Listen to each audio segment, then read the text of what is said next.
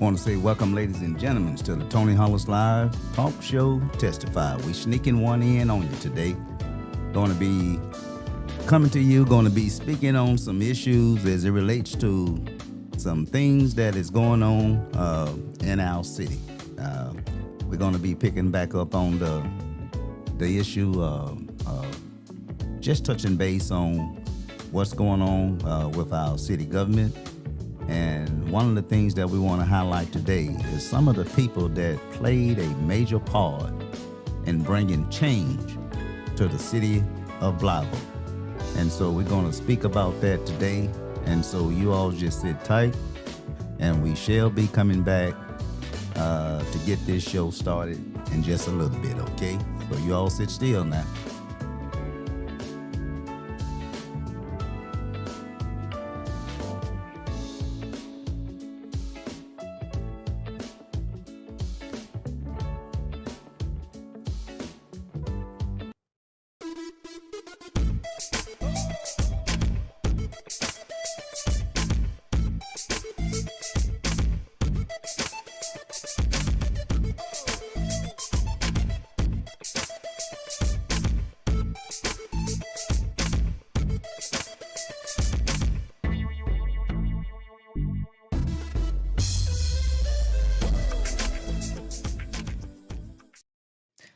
Please understand that Testify is a podcast created with the intended purpose to share information with the communities. Any and all comments and expression are those of the guests and viewers and not the host of Testify. Again, welcome, ladies and gentlemen, to the Tony Hollis Live Talk Show Testify. Looking like we got some hiccups going on with the internet today, and so you all just bear with us. And hopefully the internet will hold and allow us to get through this segment today. But first, before we get into the show, I do have a guest today that will be joining me as we begin to start talking on a lot of these issues as it relates to some things that is going on in our city, Blytheville, Arkansas. And but first, I want to go ahead and give I wouldn't call it updates, but just to go ahead and put a little something on your mind. The young lady who was tased, Miss Carla Bohanna, she went to court today. Unfortunately, I missed that court date. I was planning on being there. Overslept. And so hopefully I catch the next one. But her court date has been set for November, I believe.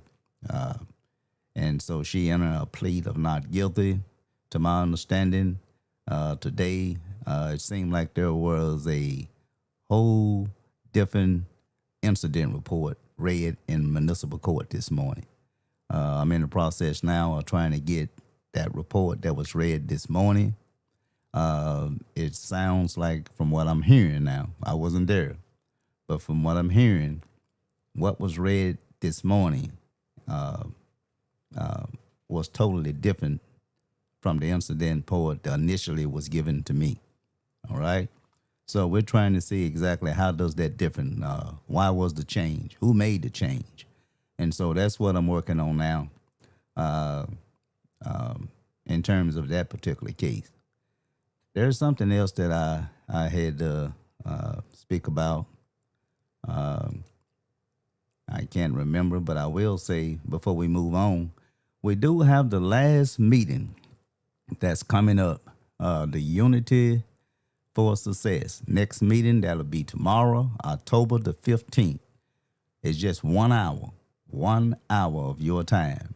That's from noon to 1 o'clock. Those of you that can make it, okay? From noon to 1 o'clock. Downtown Historic Black Business District, Ash Street. So that's the last meeting of the year. There will be the founder, Mr. Michael Middlebrooks. He do have a date of when he will be picking back up on those meetings, but due to the weather change or what have you, this will be the last meeting outdoors, that is to be held downtown Historic Black Business District. Please come out and please do join. I say join, I mean join in. offer some suggestions. Come out and be a part of trying to bring positive, constructive change to the city of Blythe. All right. And as far as the last thing I want to talk about is on my mind is the school board. There are some things that continue to go on with our school board. There's a lot of changes as it relates to personnel, financial money, programs that has been somewhat, I guess, erased. Uh, that's what I'm hearing, and I'm yet trying to collect some information on that. And so, listen, ladies and gentlemen, it's not over. Okay, the school board is gone, but it's not over. You still must be engaged, participate, on the decisions that are being made as it relates to our kids who attends the Blythe School District. So please get involved. There are some things that are yet going on that affect personnel. There's a lot of financial matters that are being discussed. There's a lot of hiring going on. A lot of hiring going on. Uh, I'm just going to call it for what it is. Some of the hiring that is going on is believed to be somewhat favoritism. I won't say nepotism, but favoritism is what I'm hearing. And so please get involved with your local school district and be concerned with it all, not just how we move the grades in terms of school and school performance in terms of improvement academically, that is, but we need to be involved with the whole process, money, spending, you name it, okay? And so we're going to be picking back up on that issue as well. Trying to see if there's something else that I have to bring. Can't think of it right now, but I want to say this here. Those of you who are familiar with the Mississippi County EOC office, that's an organization here. They got a Head Start program as well. Up under that organization, I've been getting a lot of complaints about the Mississippi County EOC. I got one today. A particular employee, where there was disciplinary action taken against this employee that is considered to be somewhat unfair. Okay, and so we're going to talk about that as well. Probably, if not before this year out, we definitely will be picking up on some issues as it relates to the Mississippi County EOC office. Okay, and I think I pretty much got it all. But again, tomorrow, from noon to 1 o'clock, please attend the Unity for Success, us, that is called it us. That meeting will take place downtown historic Black Business District on Ash Street. Many of you know where Ash Street is at downtown, just a step over from Main Street. Okay. All right. And so, ladies and gentlemen, I want to also bring on my guest, Mr. Michael Middlebrooks. Many of you know that I had him on the show back here not long ago, where he was speaking against the petition that is in circulation as it relates to city management form of government as opposed to a city council mayor form of government. And so he wants to come on today. This issue is very dear to him, mainly because his father, many of you know Mr. Mr. Lonnie Middlebrook, excuse me, the dad, that is.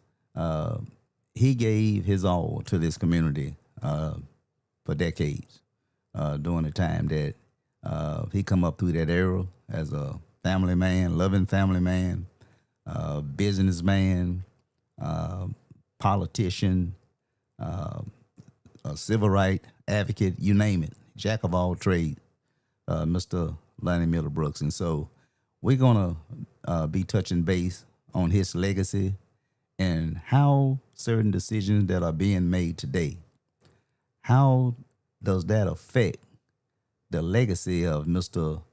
Lonnie Middlebrooks and others of that area? How does it affect the work that they have put in, their sweat, their blood, their time, Is it disrespectful?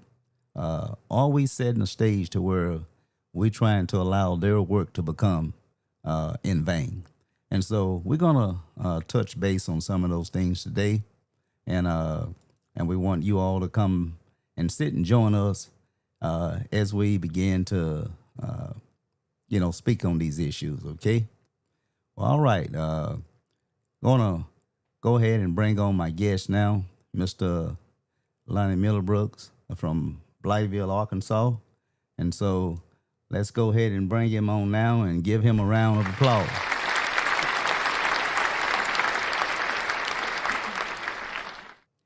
How you doing, Mr. Lonnie Middlebrooks? I mean, Mr. Excuse me, I got him mute again, y'all. Let me go ahead and unmute him. Okay. I got him unmute now. And All so right, brother. again, how you doing, sir? All right. I've been waiting my lifetime to be called Lonnie Middlebrook the All third. right. Well, I tell you So I what, never so take offense when someone calls me Lonnie Middlebrook, but I am his oldest son, Reverend Mike Middlebrook. uh-huh. All Well, right. I tell you, thanks for that. Now I don't feel so bad, feeling that little area or what have you. But your dad and I, we used to have long talks. One of my mentors as well. We had some tough talks too. It wasn't all cheery, as they say, tough talks, and so, but again, we're going to be mixing this thing up today in regards to what we're going to be talking about, uh, as it relates to, I mean, there's just so many issues. The plate is, as they say, is running over, it's full, but we're going to try to navigate our way through it, speaking on some very important topics today. And so, want you to go ahead and start out, you know, uh, just laying the groundwork for this show in terms of why is it important, uh, that we have this show today in terms of trying to highlight some of the things as it relates to your father, his legacy. All right. Thank you, Brother Hollis. I can never start without just saying how thankful I am for my brother Tony Hollis, Out now. his commitment to the movement, to activism, and in this point in time where black media is being pushed out, so many journalists are losing their jobs or being controlled in terms of how they can share information. And even when we watch mainstream media news, we're getting a diluted, watered down version of things that are going on today in terms of how they impact people of color. So it's more important now than ever that we have black media. We support social programs like what Tony Hollis is doing. Uh, I cannot express that the goal is to silence us, and we should salute brothers like Tony Hollis and women who are putting social media platforms on the air as a way of getting our message and our voice out. So I thank you, brother, and I salute you. Well noted. Okay. But I'd like to start out, Brother Hollis, if I can, just give a little background on my father, Lonnie Middlebrook, and the Middlebrook family. Uh huh. Uh, we migrated to Arkansas, Mississippi County. We were down around Frenchman Bayou, the Wilson area, when we migrated from Mason, Tennessee. And we then worked our way up to Blytheville, Arkansas. So we've been here five generations, maybe six. And my earliest memory that I have of my dad and his childhood was my family, like many others in the Delta, were sharecroppers and working from can to can't, six and a Uh huh. half days a week, trying to feed the family. And my grandmother's brothers all joined the military as a way to get out of the South to help defend their country during World War II. Uh huh. And so many of my uncles moved up north, as well as my aunties. But my grandfather, Lonnie Sr., stayed down south for a period of time longer. My mother, Pauline Middlebrook, was always an entrepreneur. She was one that could get it done. She was a community activist. So as we migrated to Blytheville, she had a school bus where she carried day laborers along with her children to the fields every day. And with the extra income she made, she literally had a community grocery store in our house. Let me say food pantry on our front porch. So with what we had extra, the kids, the grandkids would pass out bags of goods to neighboring family members. May have been a couple of cans of this and a little salt pork, but I can just remember that nature of community and service. And even when our cupboards were bare in the house, she made sure if someone knocked on the door that she blessed them with something. And I can remember my dad, the story of him driving that bus to the field at the age of 10 years old. He was actually the driver on the bus carrying haulers to school, and we'd have as many as 30 to 60 people on the bus. I can remember the earlier years when I was able to go with them. I was the water boy. All right. All of us had to work in the Middlebrook family and play a part in that. But the legacy of service goes back so many ways. And in fact, when you think about civil rights and the movement, uh, we have a cousin by the name of Reverend Harold Middlebrooks, who was initially from Memphis, Tennessee. Now he settles in Knoxville, who worked firsthand with Dr. King and Pop King during the civil rights movements. There's documentation out there and documentaries showing his great work and his legacy. In fact, he was with Dr. King on the night he was assassinated. We have another cousin, Sandy Middlebrooks, who was attending Fisk University, and his role was as a photographer. And he covered some of the freedom rides and the things that were going on in campuses with SNCC. In fact, both of them were in Memphis at the sanitation strike uh, during that time. And we have Lonnie Middlebrooks, who played a significant role in civil rights and activism locally, as he was a part of BUY, which was Black United Youth, which was an organization out of Blythesville locally that had ties to the Black Panthers and ties to other civic groups that was promoting safety, welfare, and defense and quality of life for people of color. And all three of these men were in Memphis, Tennessee at the first march in Memphis, Tennessee. Many people only know about the second march, they don't know about the first one. So we have a past of being activists and being involved. So, so again, thank you for that long history of freedom fighters, civil rights advocates in the Middlebrooks family. Now, as it relates to just speaking on touching base on some of the things for the legacy of Mr. Lonnie Middlebrooks, I know I've known him and spoke with him on many occasions over the phone, in person, or what have you. He's a very instrumental in terms of guidance, in terms of my work, what I'm doing in the community in past years. Uh, and I've just been part of some of the uh, things for its change that was brought about because of his efforts and his work. And I want to say to the audience that we do have, please stick around at the end of this show. We do have uh, a documentary, if you will, a video of Mr. Lonnie Miller Brooks, who's going to speak to you shortly. It's only about 10, 15-minute video. We're going to let that play at the end of this show. And please do tune in it. You're going to hear a lot of things in terms of change that was made here in the city of Blytheville. All of that was because of Mr. Lonnie Middlebrooks. Okay? And so please stick around at the end. And so, again, this show is about speaking on the legacy of Mr. Lonnie Middlebrooks and those who uh, fought so tirelessly to preserve the right to vote.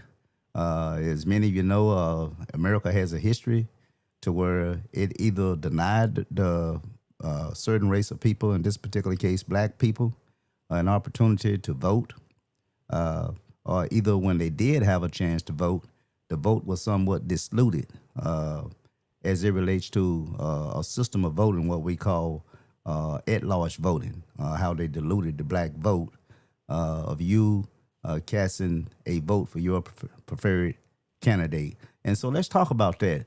What kind of change Mr. Lonnie Middlebrook's play in terms of bringing change One of my to this earliest at-large memories. voting system that we have? Well, I don't want to skip to that part right now. Let me give you a little background, just a little bit. One of my earliest memories of activism from my father, Lonnie Middlebrooks, and my mother, Margie Sullivan Middlebrooks Wilburn. I was probably about 5 or 6 years old. And every Friday, when they got paid, we would treat ourselves to a nice dinner. And on this particular day, Dad had stopped by the neighborhood store to buy some fresh fish. So we were going to have fish dinner. And we was excited and coming around. And I can remember when he brought the fish in the house and my mother unwrapped the fish. It was so spoiled and smelled so bad that it was literally disgusting. I can remember him getting very upset. My mom was upset. And even now today, I can hear him saying, "We're tired of this. We're tired of being treated that way. We spend top dollar, we're overcharged, but we get unfresh food and vegetables and mistreated in every kind of way. Something has to be done about this." And it was a disturbing night for us. I remember him leaving the house and going out, and he didn't come back till late that night. And I think we ate cold cuts instead of fish. But not many days after that, there started to be a boycott of Ernest Ray's grocery store on Elm Street. Mr. Ernest Ray had a community grocery store and a furniture company where he sold furniture and meat. And unfortunately, in the black neighborhoods in that days, you got outdated everything, the least of thee. And he had just kind of made it to his last straw. Now, you got to remember, I was a kid, but I can remember pre meetings of let's organize a boycott uh, because of the unfair treatment and the way our citizens are treated in his store. Even though he was making a living off of black people, he treated you as 2/3 of a human being. He talked to you badly, the kids and the grown-ups and the elders, very rude. I do remember that. I didn't like going in there. The stove smelled so bad. So my father, along with others, I'm not saying he did all this by himself, but one person I will mention in particular was my uncle, spiritual uncle, Archie Cooper. They were the key organizers of this boycott. And if there's documentation in the news articles right then back from that point where they literally picketed Ernest Ray's grocery store, demanding better quality of food, demanding justice, and that we be treated different. I can remember riding my tricycle as a kid from my grandmother's house up to Elm Street, and the station place, the meeting place, was actually at the Hut, which was the American Legion at the time. That was the staging place for us to meet, but we literally marched in front of Ernest Ray's grocery store. So tell us about this boycott. I mean, I how did this boycott? Well, you just pretty much laid it in terms of you got the worst of everything, spoiled food, this, that, and other. But in terms of, I think my question that I kind of lost thought now. Uh, your father, uh, Mr. Lonnie Middlebrooks, uh, how did he bring change? Let me get there. This is the first push for change, because out of every struggle and conflict, there becomes change. It can be good change or bad change, but every time we push to get some improvement, there were sacrifices on the battlefield to get anything of improvement. So as they were demonstrating, let me try to cut this short. There was a Yeah, please do. there was a bounty on my father's head and on Mr. Archie Cooper's head. Mr. Ernest Ray was very emphatic about killing Mr. Archie Cooper and Lonnie Middlebrook. On the particular day, my father got called in to work some overtime, and Mr. Archie Cooper was down at the Hut hanging out with the other members in the group. and Ernest Ray came out of his grocery store to kill Mr. Archie Cooper.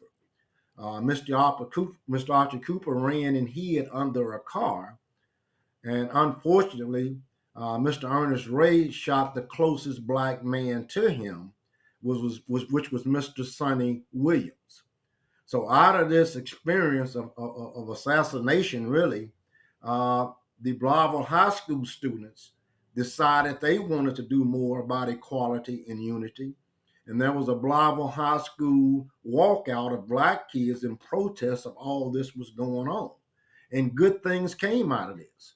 Not immediately, but we start to see people get factory jobs just rather than being just reduced to day labor, field work, and cotton gin jobs. So most of our blacks that got decent jobs in the early 70s and late 60s was directly impacted because of this bus boycott and these kids walking out of the high school in protest. So when you are radical and stand together in unity, they're either going to work with you to bring unity and peace and calm back to the city, or they're going to further oppress you, which cause you to even be more aggressive in showing that we are being stirred up. So that was an important moment. So we can't skip over that. So one of the things we're going to be doing during the next couple of months as we regroup for the first of the year is we're going to put together an honorary car parade to honor the boycott picketers of Ernest Ray's grocery store, in addition to the Blauville High School walkouts of 1970 and 1971, and give honor and recognition to Brother Ernest Ray for his sacrifice and to his family. Still working on the details of that. I'll be asking for support, sponsorship, alumni, people who participated in that to help with it. But that was a significant moment for Blythesville, Arkansas, and pushing for change. Now, moving on to Mr. Lonnie Middlebrooks, because this is what we really thank you for that history and all, but we really want to try to focus on all the efforts of Mr. Lonnie Middlebrooks. Let's move on to his political efforts, if you will. I Gladly. know he served it as city councilor and ran for a state representative seat or whatever. Yeah. Uh, Dad has always been active in civic duty. When he decided to make the transition to political uh, positioning, it was not an easy choice for him because he knew in his heart he was more of an activist. But he also felt we were similar in a time like we are right now. The representation we had, and I won't make anybody look bad because that's not the issue here, was not truly standing 10 toes down and speaking as young revolutionaries who wanted things to improve. So there was a push to get younger progressive men and women to run for office. We had councilmen and some leaders, but they wasn't aggressive enough for the younger group. So he decided to throw his hand in the hat to run for city council. And he did successfully. He had opposition from the Republican Party. He had to run two primaries and a runoff in the Democratic Party because once he threw his name in the hat, there was many that felt he didn't have the educational background and he wasn't the one. He didn't have an affiliation with a church, so he had much opposition from our own people, which is their right. There was no problem with that. But he had to go through so much using his own funds to get that, and he was successful. He did a good job as city council person. Let's talk about that. Him as a city councilman. Okay. Some of the things I noticed in the video, which we're gonna play allow the people to view at the end of the show. Mm-hmm. He spoke about quite a few incidents to where he brought change to certain segments of the city of Blytheville. Most of them, some of you impoverished areas. He mentioned streets like Basin Street, Stewart Street, and a few others. And so to where he collected funding, whether it come through grants or some other funding source, whatever. He was very instrumental in closing streets, bringing sidewalks, dead end streets, open them up. I know I heard that in the in his documentary that he gave. And so let's talk about that. His time as city councilman. Yes, yes, I would love to talk about that. You described all that well, and he will describe that as he give his own words. But the thing I like what he did most was he created access at the table. We didn't have access at the table. We had a representative at the table that didn't grant other leaders and our constituents access to the table.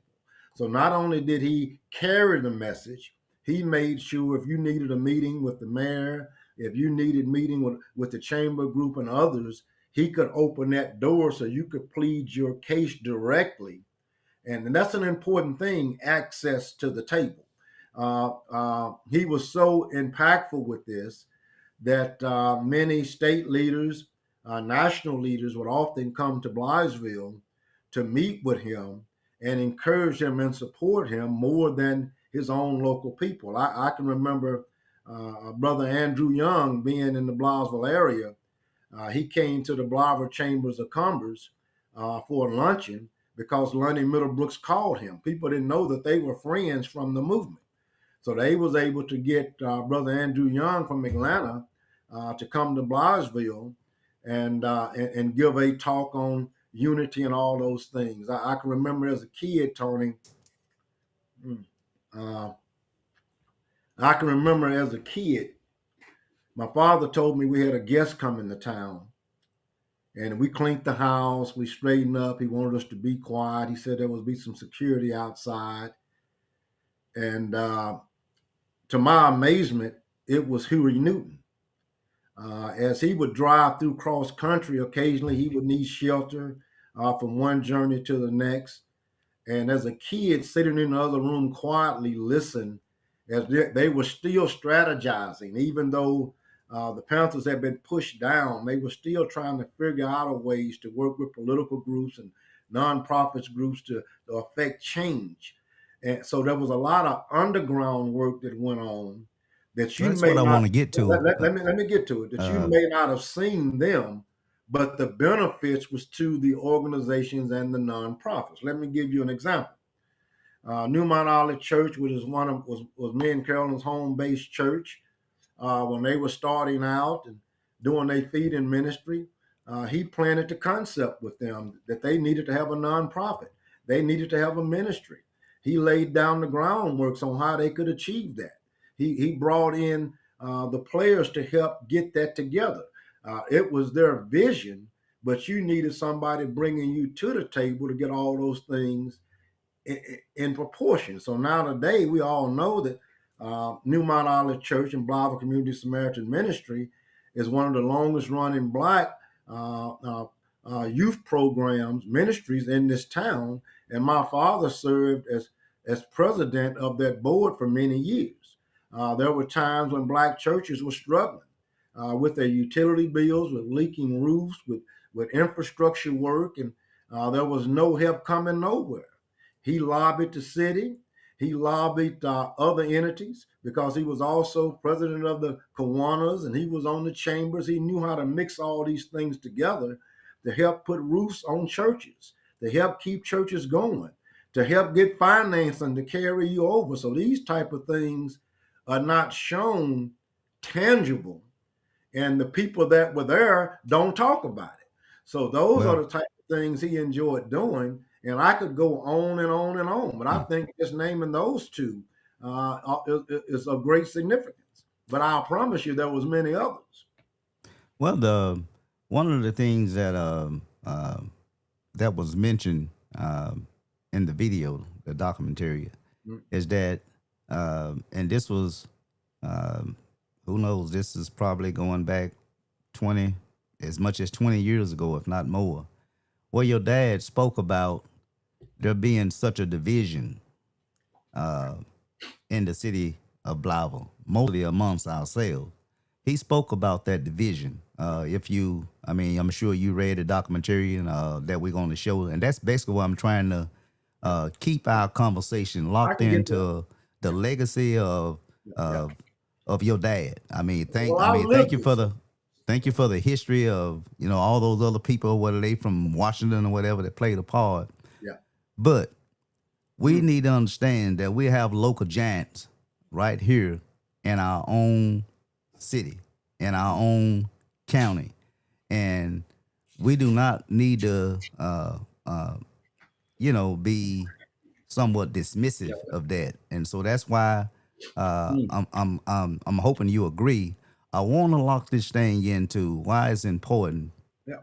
to elect and support candidates like your dad who have a legacy of Mm. serving the people. I mean, I want this to lock in on him. Well, And I can so, do that. Let me and, share it with you. I and lived I in thank you for all that other history about, what is, certain things that transpired. I mean, but for the sake of time, we halfway into the show now. We've been talking now for about 30 minutes.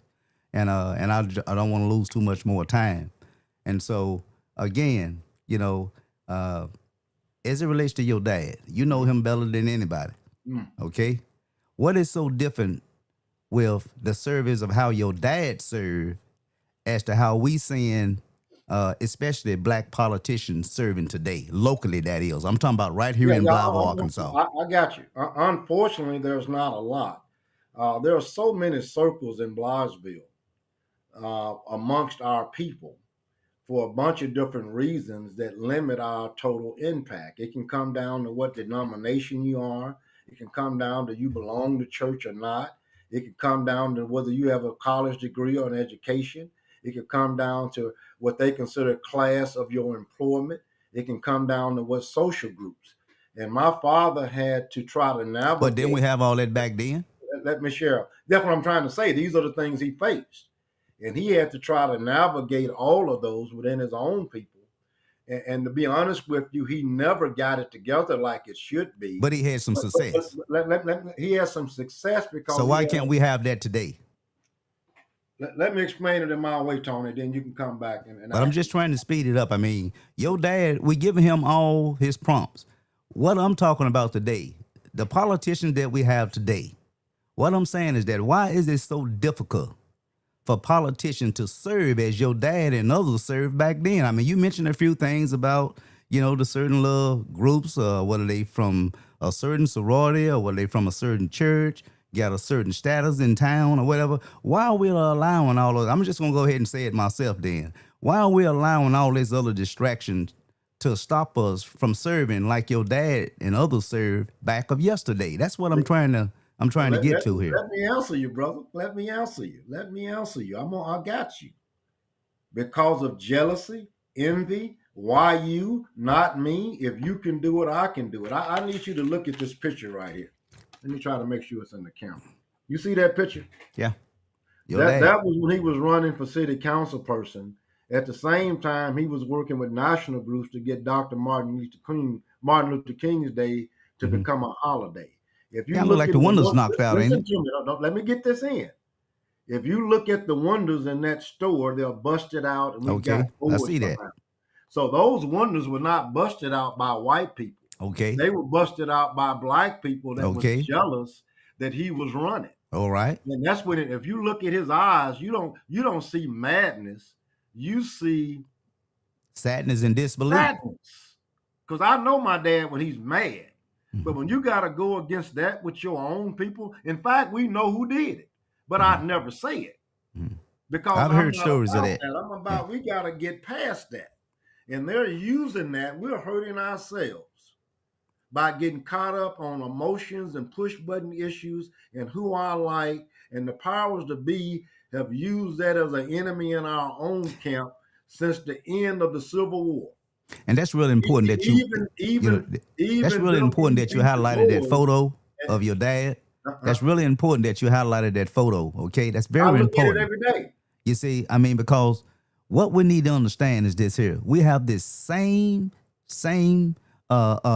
division amongst us of today as it was yesterday. And I would think that we done learned something from that. And so your dad was very successful, although he was up against certain adversaries, and he yet was successful in doing what he did as a family man, as a businessman, as a politician, as a community activist. everything that he engaged in, he was very successful, and he did it with a hard love of people. Why is that missing today? I have to keep coming back to that. Because it requires the same thing that you're doing. He was an activist. That means he was going to fight to the end. It didn't matter what it cost him. It cost him his health. It cost him his family. It cost him his livelihood. It cost him his wife. And it cost him his children. So Okay. I can tell you why he was successful. But sometimes that's too high of a cost to pay. But an activist will go that far. So I Mhm. always told my dad he was a better activist than he was a politician. And I was going to learn from that. But let me get in this one last thing about state representative.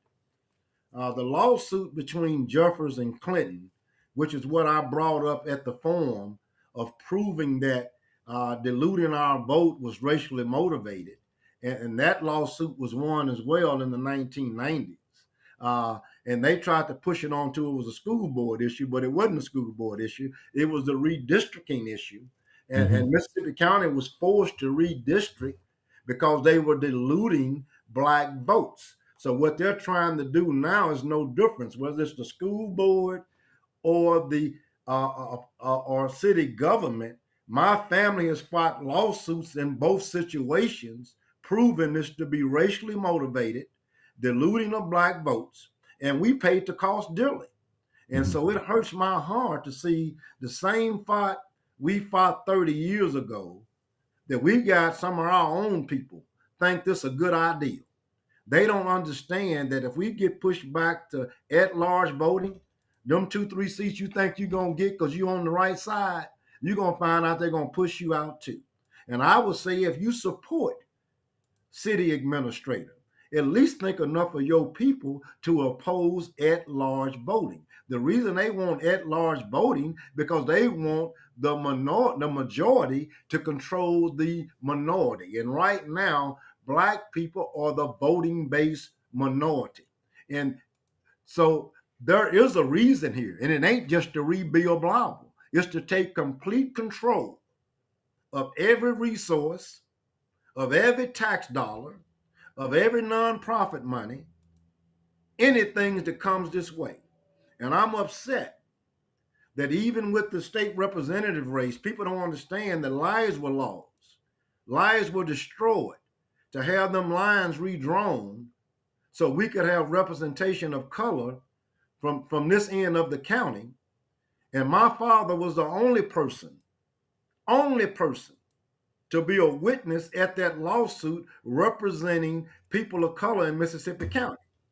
So when our group met on this end and through a polling decided he would be the one that would run for that position, many of his friends and helpers were upset. They thought they should be the one. He had more people from Blyville running against him than he had from the South End, knowing all he had sacrificed. And the unfortunate thing is they weakened us so much running against our own on this end, they was able to sneak in a Republican on the other end that promised us everything and did nothing because of our ignorance. And she did nothing for us tangible that we could have gotten with using a man that put it all on the line. And we'll never recover from that. We haven't recovered. And nothing So, against Miss Brownlee. We did that to ourselves. And the ones that was involved know it. And I'm not gonna call no names. But believe me, Rev Mike know who you are. so the I see this is very dear to you on a personal note is because of the Oh, yeah. efforts that your dad fought and championed this thing when it comes to at-large voting system. And I've heard you speak, not just with me, but I heard you speak down at the Ritz at the community meeting, public meeting that we had.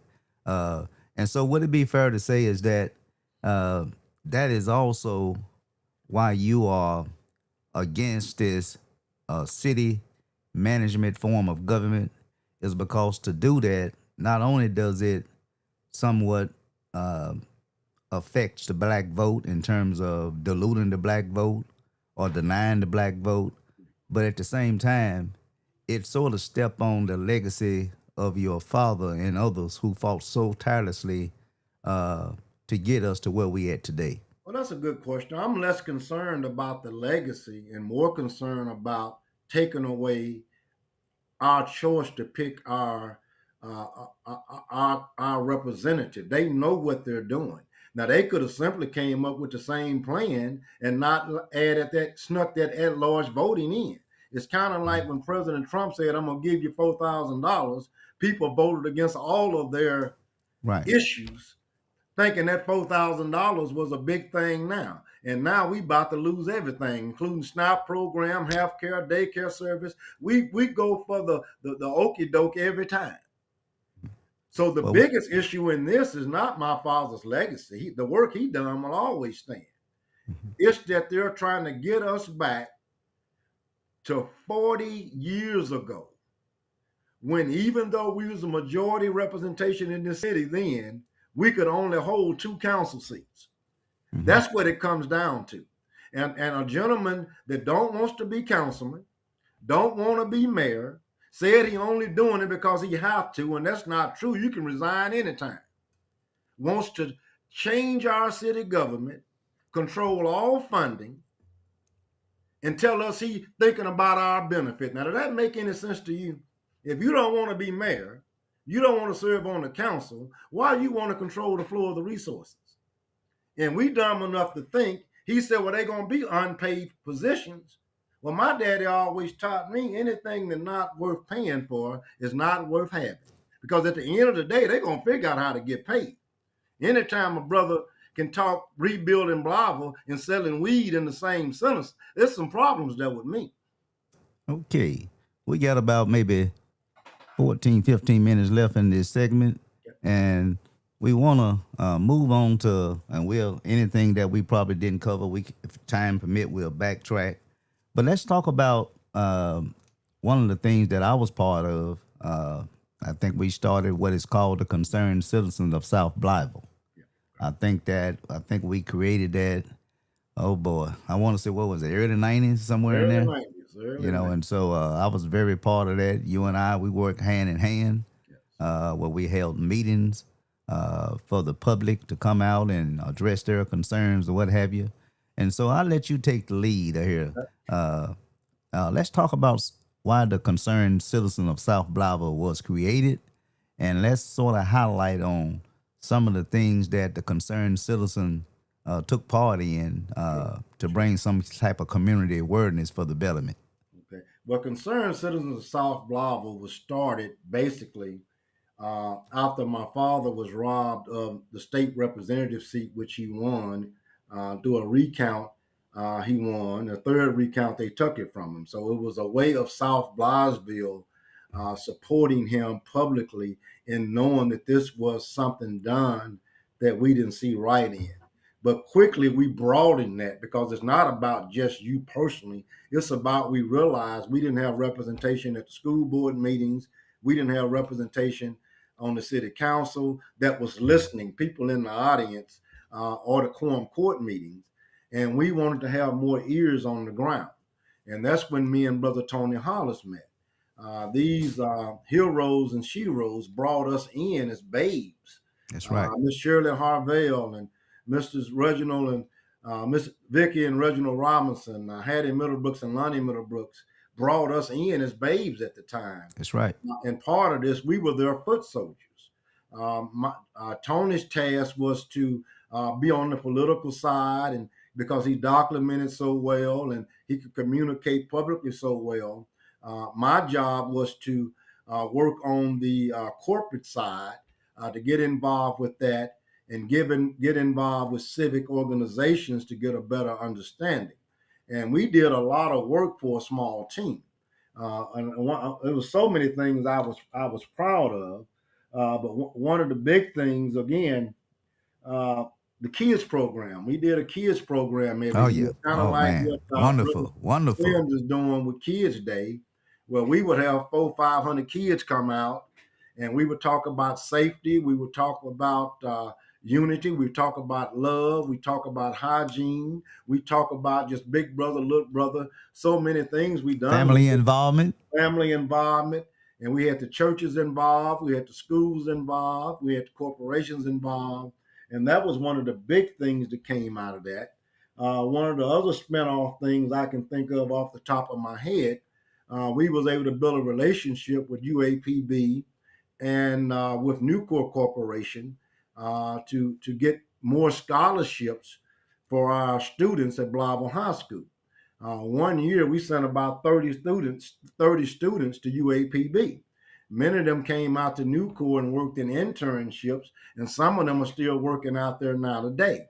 The Hmm. other thing we did was, again, part of that working with BCSM was a stem off of Concerned Citizens of South Blytheville. As my father was aging, he wanted me to be more involved with that group because he knew we couldn't do it all the way. And again, that added into different programs. We have a scholarship program that we run through BCSM now today as a legacy and a testament to Concerned Citizens of South Blytheville. We have the longest running radio ministry on KGM 93.9 that's been going over 25 years. That was a stem off of Concerned Citizens of South Blytheville. Again, there's so many things that we could talk about, but the biggest thing we did was attended meetings, documented, and allowed space for the citizens to have a voice, which is exactly what Unity of Success is doing. So we can easily say that Unity for Success is a branch off of Concerned Citizens of South Blytheville. The last thing I'd like to talk about before I let Tony in, we had a passing of the torch program. In fact, the logo for Concerned Citizens of South Blytheville was the passing of the torch. These great heroes and sheroes we're talking about understood that their time was winding down. So they were very proactive in preparing successors to step into their place. And that's where me and Tony came in. And even now today, me and Brother Hollis find ourselves in the same situation. We're ready to pass the torch. Oh, Man, by all we're ready means. to retire. But who can we pass the torch to? And that's what we're looking for, trying to prepare people. And I'm excited about that, Tony. What would you like to say by concerned citizens? Well, I will say this here is that we were a loving um, group, a very supportive group amongst ourselves. First of all, because if you don't have support within your own group in itself, then you pretty much can't lead anybody. No one don't want to listen to you when they see all the disarray or the confusion that's going on within your own group, and that's why it's so important that we get it together. You know, when I say we, I mean we as a black race. You know, for some reason or another, you know, we carrying around 20-year-old chips on our shoulder. You know, for some of the little meaningless things. It could be stole your high school sweetheart or whatever. You know, and we carry these things over to the age that we're at now. And so I think the biggest of that's our problem in terms of why we continue to be what I continue to always say stuck in the mud. Mhm. And so, concerned citizens of South Blytheville, I don't think there was another group, to my knowledge. I'm talking about a community activist group. I mean that, and this wasn't just about black people. Mhm. The concerned citizens of South Blytheville, if you was white and you had an issue, we listen. We listen. Okay, we listen We because strategize. we are about helping people. Mm.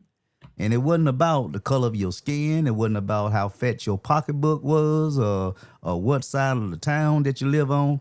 And I miss the concerned citizens of South Blytheville. I love it. Well, it's been reincarnated through us, the acronym for Unity for Success. Like you say, when you say what that concerned citizens of South Blytheville, it has been reincarnated through the Unity for Success program. And we've done so much already. Over the next 2 months, we're getting ready to start a petition drive. Our goal is to Oh, get yes. I mean, put that up. 1,500 registered voters to sign in opposition to the proposal of city management and at-large voting. We'll be starting on that in the next week or so. Again, we plan to uh, do the honorary parade drive for the boycott of 1970. We plan on continuing to strategize on how do we prepare young leaders to step into the role of leadership.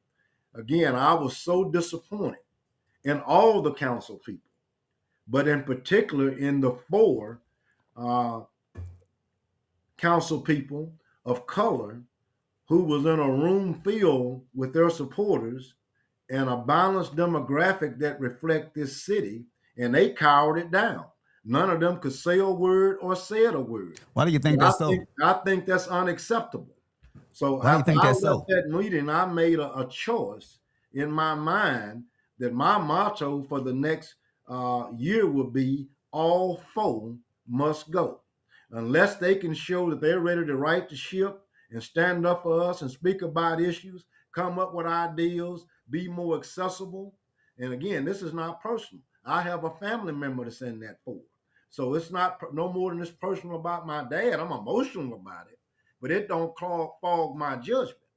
If you're not seriously ready to stand up and deal with this beast we're facing right now, you're not the person that should be holding them positions. Let me ask you a question.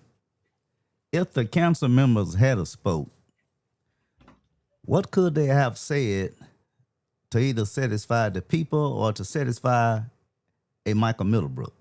Well, it's about their conscience. How do you feel about a government takeover? How do you feel about power being taken from your position where you're basically there, as he said, just as an honorary position, just to be filling a space, but you can't really get nothing done? How do you feel about that? How would it impact your constituents? You're not doing nothing now, but cutting the yard every now and then. You sure wouldn't be able to do nothing then, and to not have anything to say about that. That's the Yeah. only reason I spoke. I hadn't planned to speak, Well, but that we was so disappointing. yeah, and we down to the last minutes of the show, and like as I say, for those of you looking on, this is a tribute to Mr. Lonnie Middlebrooks and those who fought so tirelessly and bravely back in that era, um, trying to get um, provide a better quality of life for black people in particular. That it was shopping, that it was housing, that it was healthcare, that it was infrastructure, streets, or what have you.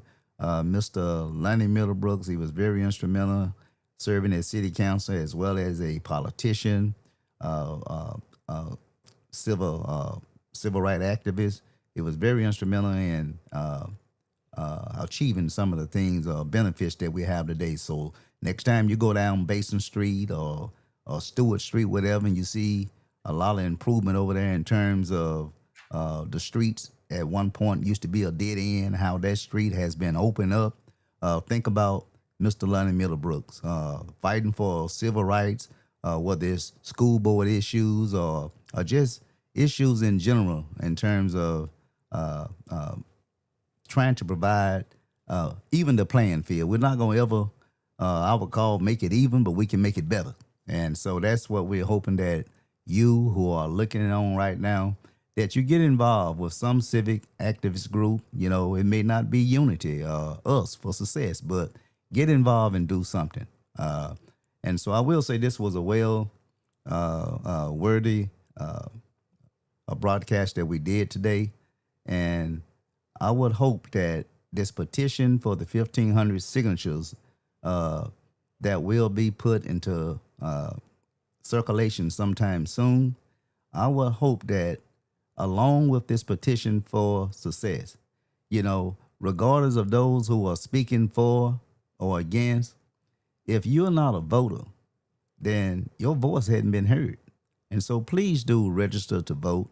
If you're going to sign this petition, at some point or another, hopefully there will be a application there, voter application, for you to sign. You can turn it in yourself, or you can leave it with. I don't know how the rules are nowadays. It used to be a point to where the person who's passing out the petitions can actually take them to uh, the clerk. But I don't know, those rules have changed now. But if nothing else, if you signing this petition, please do get down to whatever polling place or register place and do register to vote. Okay, people died for you and I to have this opportunity to participate in this uh, voter electoral process. So I'm going to give you the last words to close out the show, my brother, Mr. Michael Middlebrooks. And I want to say thank you for stopping by, sharing with us some of the things that are dear to your heart as it relates to your father, who was a giant in this community, an icon, I might say. Certainly one of the men who I enjoyed speaking with, during my time of the work we did together in the community. So I give you the last word. Real brief, real brief. We invite everybody to come out tomorrow to the Unity for Success meeting. We encourage all of our elected officials, community leaders to come out. This will not be a debate. Truly, we want to allow access for communication and Hmm. thought. And I am serious about my comment of all four must go. We will allow room for them to show they're prepared for the task, but it not coming next year. We're going to be pushing that. It may take 2 or 3 years to get the kind of change we're trying to accomplish here, but we're up for that job, and we will be pushing towards that. And I want to say publicly, and I've never said this publicly, I've made some mistakes in my life, not understanding this walk of civil rights and working together, and not truly understanding the full understanding of what it takes to navigate. Years ago, me and Mr. Gene Hinton, bless his heart, was on the different side of some issues, he's always respected me. I've always respected him, but I said some things in my commentary in our debate that I regretted from that day. Mr. Hinton was a giant. He was a Oh, legend. yes. Him Oh, and yes. my dad worked well together, and they understood that he was the educator side of that, and my father, Lonnie Middlebrooks, was the activist side of that. And it hurt my dad, it hurt me, and I know it hurt Mr. Hinton when I didn't have the depth of understanding that I was still just a young pup coming up, and Mhm. one day I would understand what they had to do to work together. So please accept the Hinton family my apology. Please know that I atoned and asked for forgiveness about that the day after it happened. I just want you to know my heart.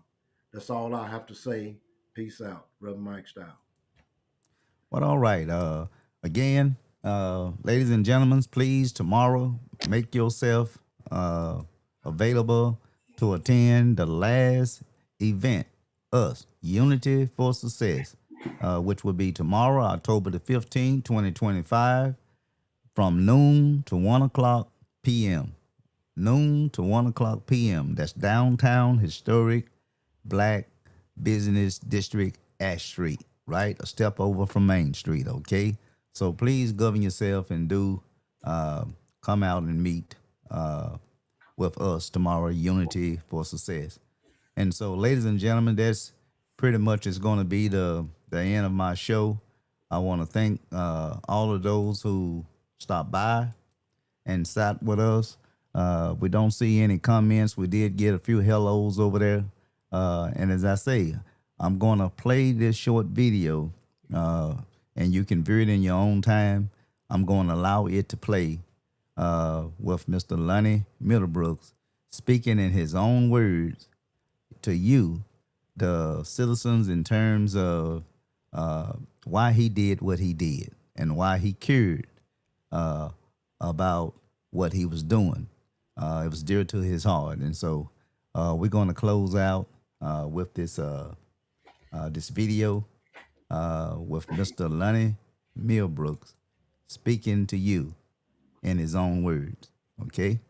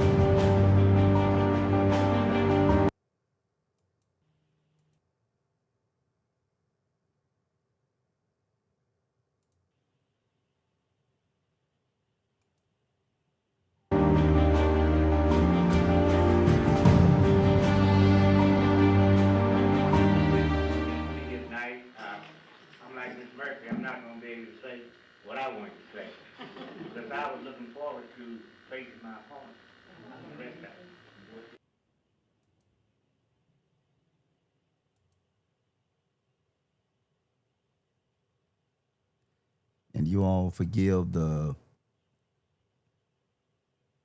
stalling of the video. This is an old video, uh, and so please be patient. It should be cranking back up in a little bit.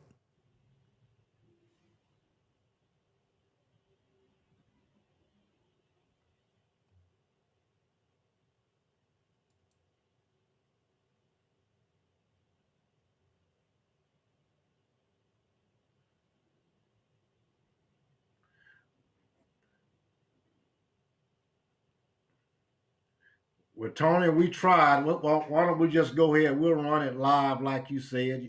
I agree with you. You tried to share that with me. We'll just run it live on YouTube where people can watch it. Okay, then we'll do that then, Okay, cause we I'll got take care of some. that. I'll do that right now. Yeah, we got some buffing problems going Yeah, on. yeah, yeah, yeah. Just the internet because of this weather. Great show, my brother. All right, you take care now, my brother. Peace and love. Uh, Well, ladies and gentlemen, But we want to it's like apologize for that uh, for not being able to bring you uh, the documentary of Mr. Lonnie Middlebrooks.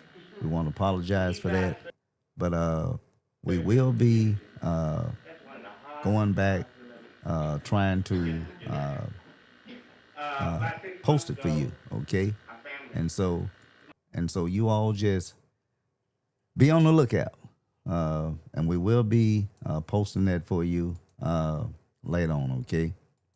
Again, I want to thank you all for stopping by, sitting with us, speaking on the legacy of Mr. Lonnie Middlebrooks and others who paved the way for folks like myself and Mr. Michael Middlebrooks to do the things that was done of yesterday by giants such as Gene Hinton, as Michael referred to his dad, Mr. Lonnie Middlebrooks, and there's others, of course, down on Osceola end, men's in my life. First, my grandfather, Morris Jacobs, my pastor, Reverend O.T. Williams. There was Reverend Scott, O.T. Williams, as I say, my pastor. And so there's some giants here in Mississippi County who stood tall. And so, again, we will post that video of Mike will post it to where you can go and visit his page. I'm pretty sure once he posts it, I'll share it on my page. And please do tune in to that documentary, okay? So that's all I have, ladies and gentlemen, for you today. And I want to thank you all for sitting with me on today, and ask that you do come back again, which I'm going to try to run another show next week. We down to the wire, y'all, to where I'm getting ready to close it down for the holidays, okay? Normally when I close it down for the holidays, the only time I do a show is when it's a special show or whatever, or it's something that I consider to be breaking news. Okay, breaking news, or I may do a show to where there's a special. It's considered to be a special show, but other than that, and so if you don't see me for the next week or two or what have you, that's because practically already done shut down. Okay, we almost in November. Thanksgiving is right around the corner, and so if I do anything in November, I'll probably do one show before the holidays, and after that, everything will pretty much be on pause. Okay, so that's all I have, ladies and gentlemen. I want to say peace and love. God bless, and we'll see you on the next show, whenever that might be. Okay, and so bye bye, peace and love.